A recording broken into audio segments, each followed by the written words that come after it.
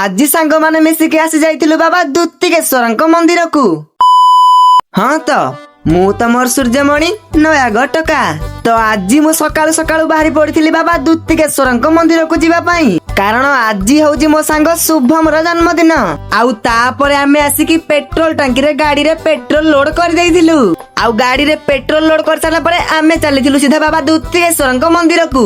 आउ किछि समय परे आमे आसिकी पहुंची जाइथिलु बाबा दुत्तिकेश्वरଙ୍କ मंदिर रे। आउ सेइठु किछि भोग किनि कि आमे चलीथिलु बाबा दुत्तिकेश्वरଙ୍କୁ दर्शन करबा पई। आउ मंदिर रे पहुंचु पहुंचु प्रथमे जाइकी मु गोटे बाबा दुत्तिकेश्वरଙ୍କ पाखरे दीप जाली देइथिली। आउ तापरे आमे आसी जाइथिलु बाबा दुत्तिकेश्वरଙ୍କୁ दर्शन करबा पई। आउ जेहेतु आज सोमवार मंदिर रे मध्ये बहुत भीड़ थिला। आउ किछि समय परे आमे बाबा दुत्तिकेश्वरଙ୍କୁ दर्शन कर देइथिलु। आउ कोउ माने बाबा दुत्तिकेश्वरଙ୍କ मंदिर को आसी मते कमेंट करिकि कुह।